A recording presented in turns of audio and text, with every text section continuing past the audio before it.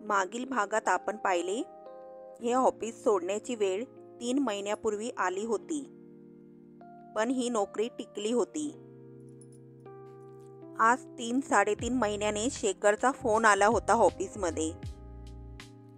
आज संध्याकाळी मी तुझ्या ऑफिसची गाडी घेऊन येतो, ब्रिस्टॉलवर जाऊ. बाबी नको म्हणाली, तुम्ही मला घरीच भेटा, ऑफिसमध्ये नको. यावर शेखरने का असे विचारल्यावर ती म्हणाले, घरीच भेटा, मग मी सांगते. शेखरचं काय काम असेल याचा विचार करून करून बाबी शिनून गेली. तिचं कामात लक्ष लागेना. कामाचं नाटक करण्याचा तिचा स्वभाव नव्हता. ती सरळ उठली आणि वाटवे साहेबांसमोर जाऊन उभी राहिली. आणि कामात लक्ष लागत नाही, मी लवकर जाऊ का विचारलं. त्यांनी तिला परवानगी दिली. बाबी लवकर घरी आली. अक्कांना नवल वाटलं आणि बरंही वाटलं, कारण विवेकला ताप आला होता. ऑफिस लवकर सोडण्याची आपल्याला इच्छा झाली, हे बरं झालं, असं मनाशी म्हणत बाबी विवेकच्या पलंगावर येऊन बसली. थोड्या वेळात शेखर आला. तो नेहमीच्या जागेवर बसला. बाबीकडे पाहत त्याने विचारले, प्रकृती बरी नाही का? थोडीशी. काय होतंय? डोकं दुखतंय, चेपून देऊ का? नको. का तुला माझा स्पर्श नकोसा वाटतो का? तसं नाही. मग डोकं चेपून घेण्याची सवय आता उरली नाही. नक्की? हो नक्की. बाबीने शेखरला विचारलं, काय काम होतं? काम असं काहीच नव्हतं. भेटायचं होतं. ब्रिस्टॉलमधली संध्याकाळ आठवली. शेखर, खरं तर ह्या इतिहास जमा गोष्टी तो आता विसरायला हव्यात. इतिहासाची नेहमी पुनरावृत्ती होते. इतिहासाची पुनरावृत्ती आपण त्यातल्या चुकासहित करतो, असं बाबी म्हणाली. म्हणतेस? जाऊ दे ना शेखर, किती थंडपणाने बोलतेस. शेखर खिन्न होत म्हणाला, उफाळून येऊन काय करू? मलाच उलट तुझं नवल वाटतंय. मी जेव्हा अशीच तुझ्यासारखी भावना प्रधान होते, तेव्हा मला जगानं व्यवहार शिकवला. आता मी जरा तुमच्या पंक्तीत बसायला प्रयत्न करते, तर तू भावना भावना म्हणून किंचाळू लागलास. मी तुझ्याशी व्यवहारीपणानं कधी वागलो सांग ना. म्हणजे पुन्हा भूतकाळ आठवणं आलं. शेखर, प्लीज प्लीज, आपण त्याऐवजी वर्तमान काळाबद्दल बोलूया. म्हणजे काय बोलायचं? तू मला आता भेटायला आलास हे दाजींना माहीत आहे का? नाही. त्यांना आवडणार नाही म्हणून सांगितलं नाही. मग भूतकाळ आठवण्यापेक्षा ह्या वेळेला आणखीन एक गोष्ट ठरवणं जास्त आवश्यक आहे. काय ठरवायचं? तुम्हाला वडील हवेत का मी? एवढं निकराचं बोलू नकोस. केव्हा तरी हे ठरवावं लागणारच आहे ना? हो, पण आज नको. आजचा दिवस फार निराळा आहे. आज सगळं विसरायचं आहे. आज काय आहे? बरोबर 5 वर्षांपूर्वी आपण प्रथम भेटलो. अरे हो, म्हणजे आज नानांचा वाढदिवस. आठवतं? हो. येतेस अजून? मोटार आहेच. वेळ लागायचा नाही. पुन्हा तुला आणून सोडेनच, त्याचा प्रश्न नाही. मग विवेकचा प्रश्न आहे. तो राहतो ना इथे. त्याच्या अंगात ताप आहे. उद्या येशील? ते आज कसं सांगू? त्याच्या प्रकृतीवर अवलंबून आहे. तो होईल बरा, तरी प्रश्न सुटत नाही. दिवसभर त्याला अक्का सांभाळतात. कामावरून मी आली रे आली की त्याला आई हवी असते. म्हणजे ही अडचण नेहमीच येणार. नेहमीच नाही काही. मग विवेक काय कायम लहानच राहणार आहे का? तो मोठा होईपर्यंत मी म्हातारा होईल. मध्ये लग्न होईल की तुमचं? लग्न? काही अशक्य आहे का? एवढा हुशार, बुद्धिमान, तरुण, देखणा, फॉरेन रिटर्न, बिन लग्नाचा कसा राहील? दाजी साहेबांना सुनमुख पाहण्याची घाई होणं अगदी स्वाभाविक आहे. बाबी, तू मला किती ऐकवणार आहेस? काही चुकीचं बोलले का? चुकीचं मुळीच नाही, पण आयुष्यात 24 तास चूक बरोबर एवढीच मूल्य आहेत का? शृंगार, प्रणय अशा काही अन्य भावनाच नाहीत का? आहेत, जरूर आहेत. आयुष्यात एक काळ असा होता, त्याच भावना खऱ्या आणि बाकी खोटं वाटत होतं. बाबी म्हणाली, Shekhar, don't get excited, emotional. त्यात काही कमीपणा नाही. वेळेची बचत आहे, मनस्ताप पण फारसा नाही. एवढ्या लॉजिकली जायला मला सवड नाही.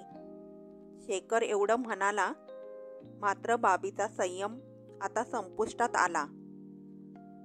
ती म्हणाली, शेखर, सवड नाही याचा अर्थ काय? सवड नाही तर तुम्ही इथं आलात का?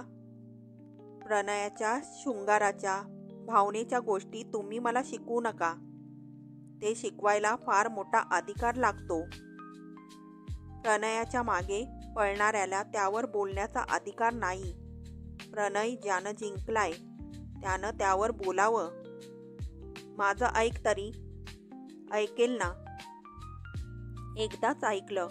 प्रणय, शृंगार ह्या भावनात शरण गेले तुमच्या सांगण्यावरून, आणि आता त्या क्षणांची किंमत कायम मोजते आहे. बाबी म्हणाली, समाजाच्या अपमानाबरोबर त्यांच्या ज्वाळा मी तोंडी लावल्या आहेत. त्या ज्वाळा, अनंत ज्वाळा अजून तशाच तेवत राहिल्या आहेत. त्या मी विझवण्याचा प्रयत्न केला नाही, कारण ती आग फार निराळी होती, विझणारी नव्हती. मदनाला भस्मसात करणाऱ्या त्या ज्वाळा, अनादी काळापासून जळणाऱ्या त्या ज्वाळा माझ्याही वाटणीला आहेत. त्याचंच पांघरून करून रोज झोपत आली. त्या पांघरुणाने मी होरपळूनले, भाजून निघाले, पण पांघरून दूर केलं नाही. त्या ज्वाळांनी प्रथम माझं कौमार्य जाळलं, तारुण्य जाळलं. ज्याच्या जीवावर माणूस कोणत्याही प्रसंगातून निभावून जातो, तो स्वप्नाळूपणा जाळून टाकला. स्वप्नच संपली, तरी ज्वाळा संपल्या नाहीत. तरी सुद्धा अजून मी हाकेची वाट पाहत आहे. मात्र ती हाक ज्वाळांसारखी खरी हवी. अशाच हाकेला मी ओ देईन. क्षणाची सह्यासोबत करण्यासाठी मारलेल्या हाका मला समजू शकतात. असे शय्यावीर माझ्या आजूबाजूला गवतासारखे माजले आहेत. मला हवाय तो वटवृक्ष. शृंगार आणि वात्सल्य, आसक्ती आणि निवृत्ती, वासना आणि भक्ती, हे सगळं समजलेला वटवृक्ष हवाय. लुटण्याप्रमाणेच अर्पण करण्यातलं सौख्य ज्याला समजलंय, असा वृक्ष. ह्या ज्वाळा आता अशाच वृक्षाच्या सावलीत थंड होतील. आहे एवढी ताकद आहे तुमच्यात? शेखर गप्प बसला. 1-2 क्षण थांबून बाबी म्हणाली, तुमचं उत्तर मला मिळालं. तुम्ही जाऊ शकता. पुन्हा येऊ नका. मी तुमची नसती मैत्रीण होऊ शकणार नाही. माझं आयुष्य आता आखलेलं आहे. ते तुम्ही संपूर्ण बदलणार असलात तर मी तुमची आहे.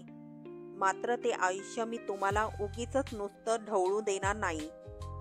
मागे जे घडलं ते घडलं. त्यात कुणाचाच अपराध नव्हता.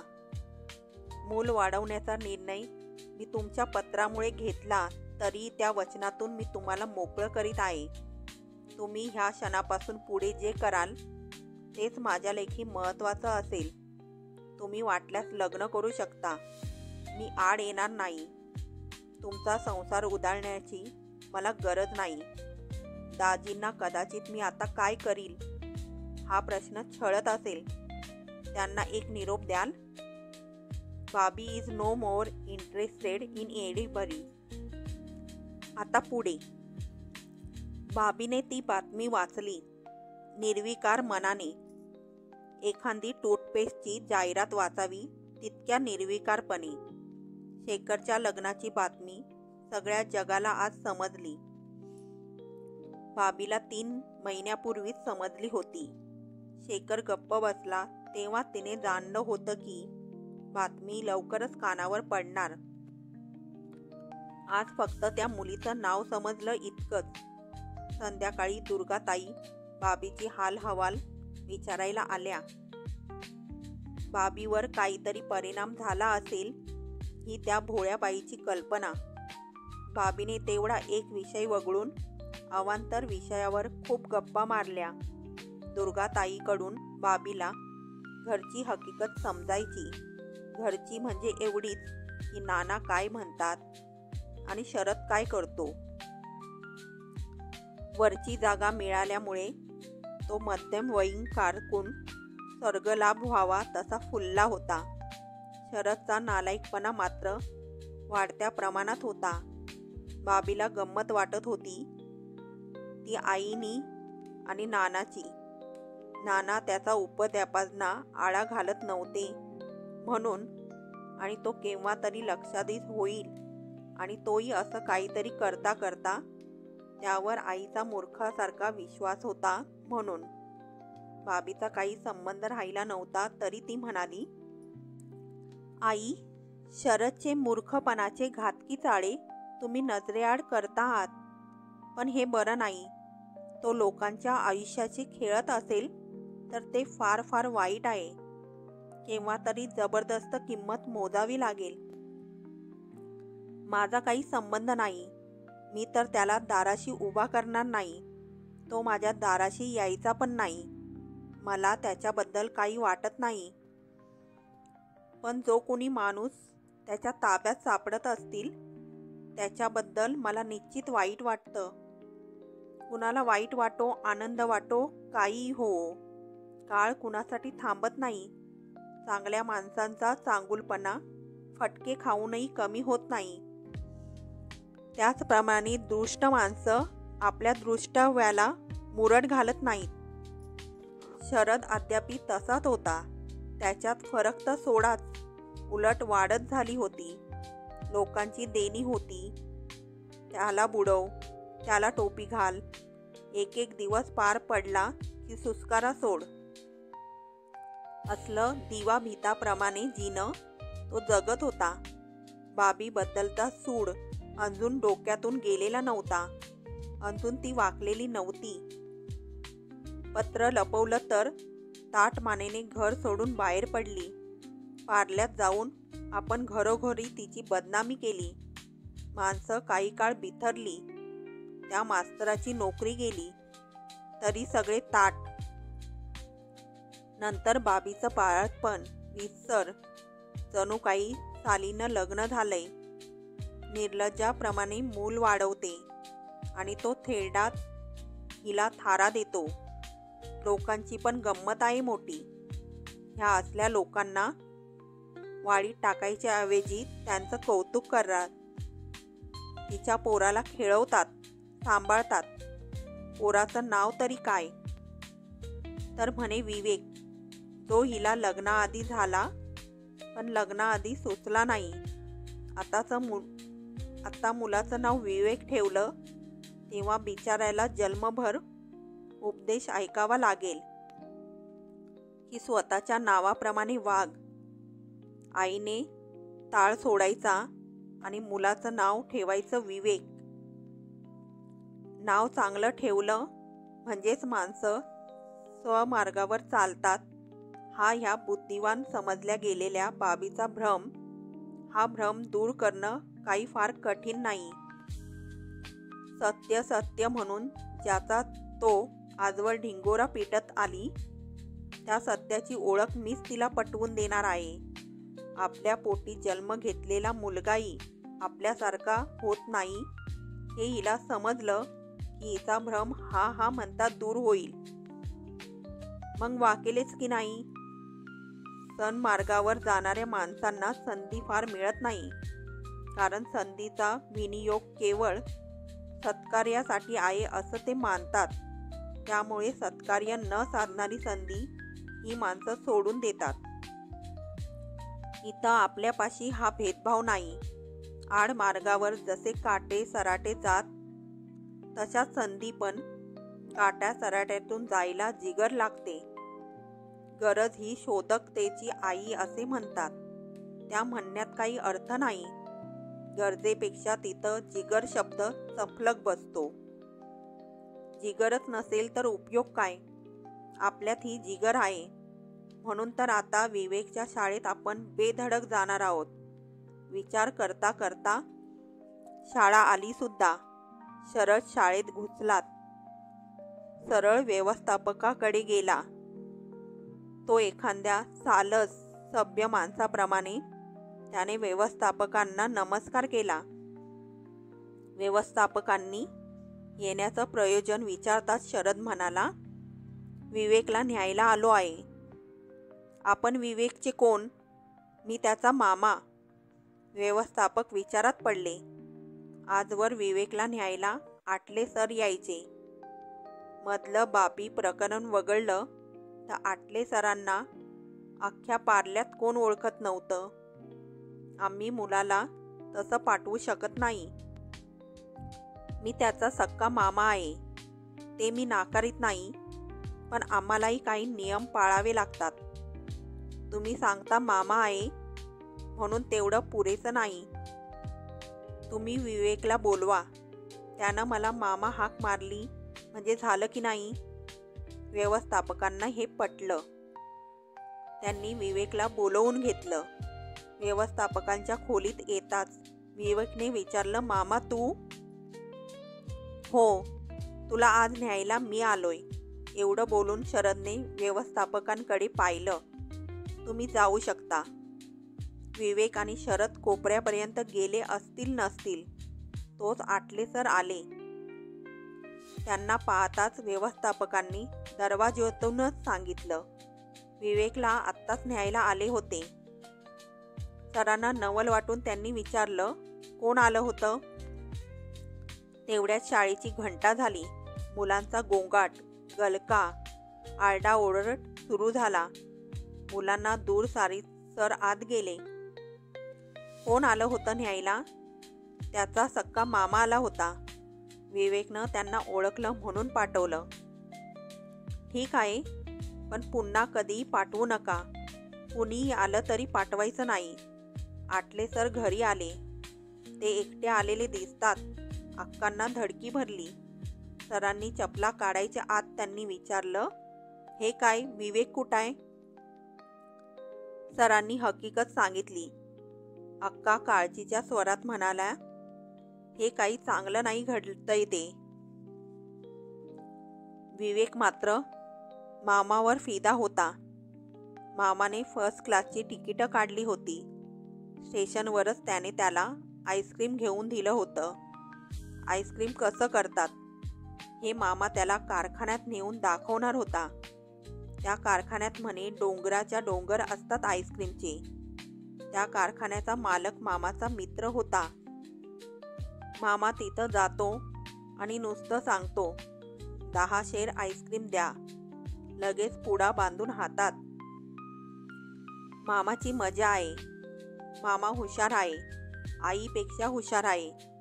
आई रोज नोकरीवर जाते, पण तिला आईस्क्रीमचा कारखाना असतो हेच माहीत नाही. नाहीतर तिने आपल्याला सांगितलं असतं.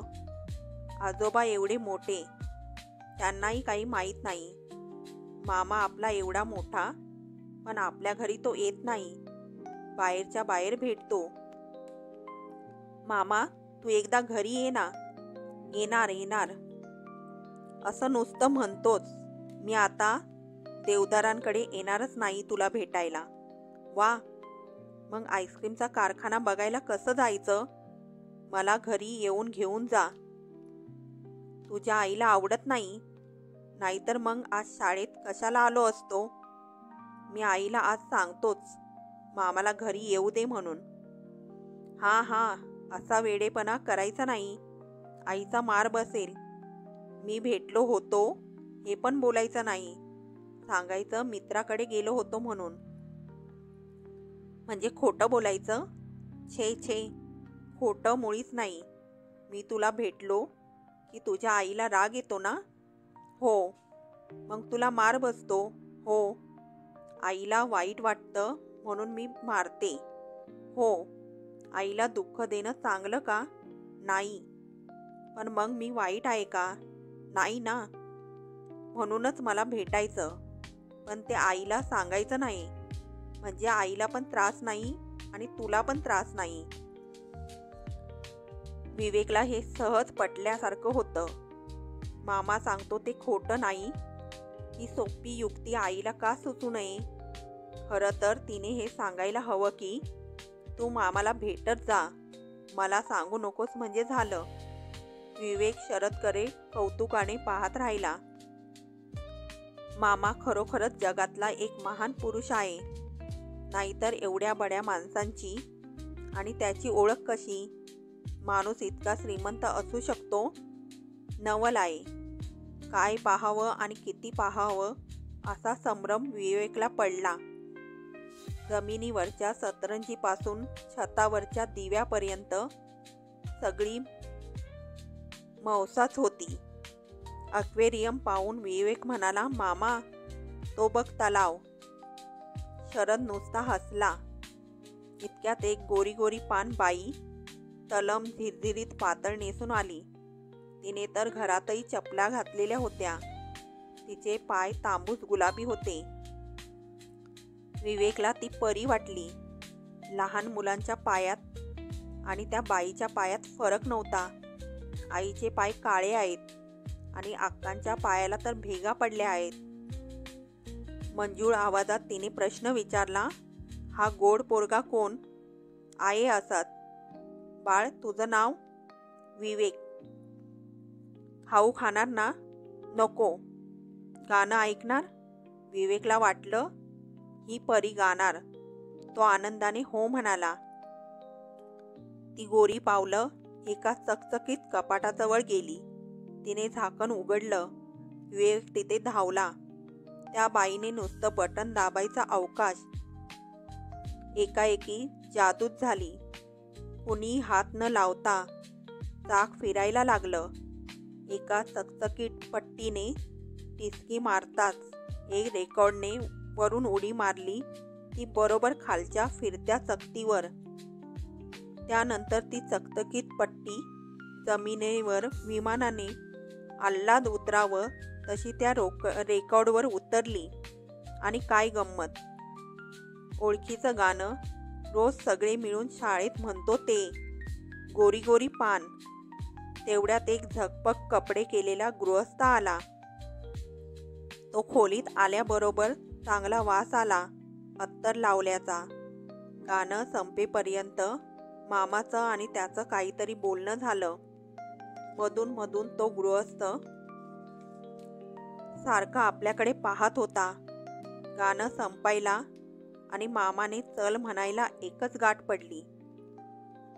त्या गृहस्थाने मामाच्या हातात काही नोटा दिल्याचं विवेकनं पाहिलं.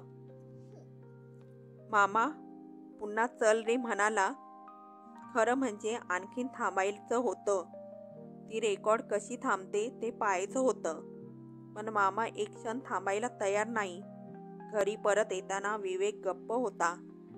काय रे बाबा, बोलत नाहीस? आम्हाला ते गाण्याचं यंत्र पाहायचं होतं. त्याला काय? तसं तर आत्ता आपणच घेणार आहोत. खरं? मामा खरंच घ्यायचं तसलं यंत्र? हो. तुला त्या काकांनी पैसे त्यासाठीच दिले? शरद चमकला. पण गप्प बसणं शक्य नव्हतं. सांग ना मामा. हो हो, त्याच्यासाठीच. एक गोष्ट लक्षात ठेवायची, ती म्हणजे माहीत आहे, आईला सांगायचं नाही. बरोबर.